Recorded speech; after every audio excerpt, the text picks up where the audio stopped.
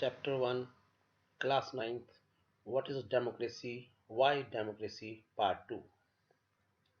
In this video, we are going to discuss why democracy is the best type of government. What are the main features of democracy? What are drawbacks of democracy?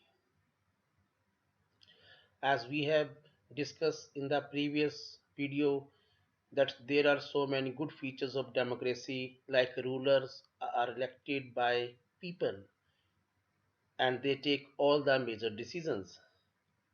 Similarly, elections offer a choice and fair opportunity to the people to change the current rulers. This choice and opportunity is available to all the people on an equal basis. The exercise of this choice leads to a government limited by basic rules of the Constitution and citizens' rights. Still, there are so many drawbacks of democracy. In other words, we have so many arguments against democracy, such as leaders keep changing in a democracy. This leads to instability.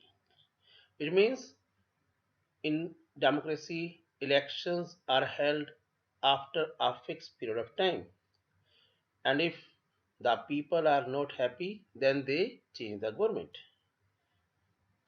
Democracy is all about political competition and power play. There is no scope for morality. Third argument against democracy is so many people have to be consulted in a democracy, and sometimes it leads to delay in decision making. Sometimes elected leaders do not know the best interest of the people, and it may lead to bad decisions. Similarly, some people argue that democracy leads to corruption, for it is based on electoral competition. And one more point which is given by the people against democracy is ordinary people do not know what is good for them. They should not decide anything. These are some of the arguments which have been given by some people against democracy. But remember why it is called the best type of government? In spite of such kinds of shortcomings, it is having so many features. We have also some arguments for democracy. One example is here of one our neighboring country, China. China faced a severe famine from 1958 to 1961, and it is considered as the worst recorded famine in world history. Nearly 3 crore people died in this catastrophe.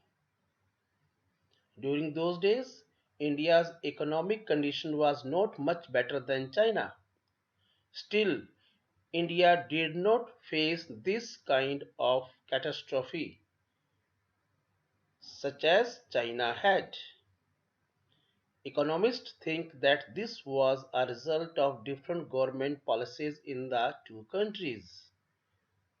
The existence of democracy in India made the Indian government respond to food scarcity in a way that the Chinese government did not. So, by following that example, we may have so many arguments which supports that democracy is the best type of government, such as a democratic government is a better government because it is a more accountable form of government.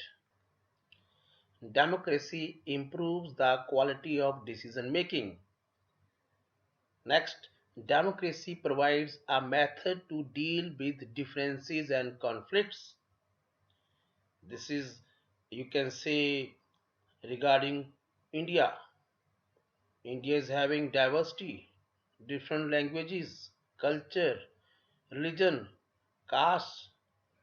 Still, although there are so many differences, democracy provides a method to deal with differences and such kinds of conflicts. Democracy enhances the dignity of citizens because democracy provides some basic rights, human rights, or you can say fundamental rights, and it helps in enhancing the dignity of citizens.